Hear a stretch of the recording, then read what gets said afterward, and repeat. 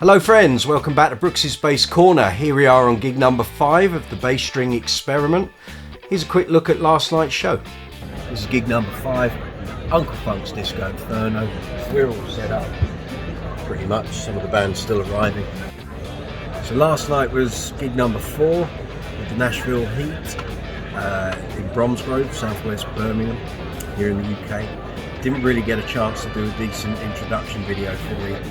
It was a bit rushed and a bit stressed, but we had to be quiet while we were setting up. We had to get set up very quickly, then we had to get changed, then we had to eat, then we played, short break, and then we did another set. So it was all very busy and very hectic. But anyway, strings are doing fine. I would say they've now kind of rounded off, very much smoother, rounder sounding. I can get the punch is still there. Still reasonable amounts of twang, mid-range, but they're just a bit more controlled now, not so in your face. So anyway, this is gig number 5, Uncle Funk's Disco Inferno, doing a wedding. It's all very nice, very large marquee. Allow me to show you. So it's all very plush, very nice. And it should be a great show. So we're just waiting for the rest of the band to turn up and do a sound check. I was going to do a sound check video for you today, but the problem when I'm doing Uncle Funk shows is for a lot of the time I don't have amplification, and in fact we don't generally have any amplification on stage. So all you would hear if I did a recording of sound check is drums, some vocals, and ear-blisteringly loud horns, so sax and trumpet.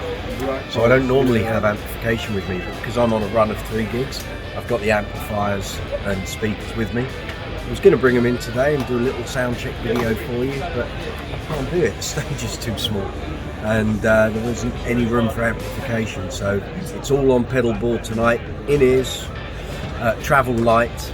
And once I'm finished here, then it's over to Hunstanton for a gig with Platinum ABBA at the Princess Theatre in Hunstanton tomorrow. So busy. Anyway, I'll catch up with you later. Take it easy. So here's the bass the morning after, gig number 5. And something on last night's gig happened where the strings kind of moved in a roundabout way into being exactly how I like them. All of the aggressiveness and abrasiveness in terms of the feel has gone. I now have a really rounded bass sound coming from these strings on this bass. Any slapping or popping just sounds perfect to my ears in terms of the tone and the glassiness and the response that I'm getting from the strings on this bass.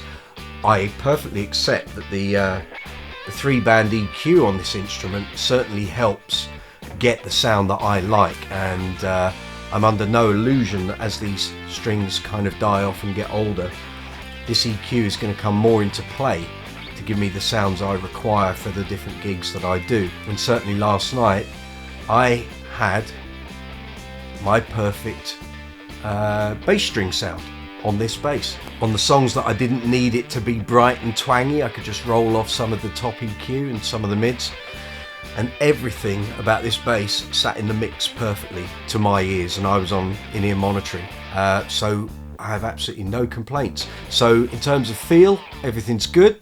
In terms of brightness, everything's great. In terms of overall feel, it's all there. And the bottom end is still really solid.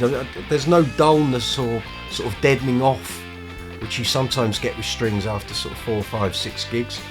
These are all still fairly lively, I'll let you hear.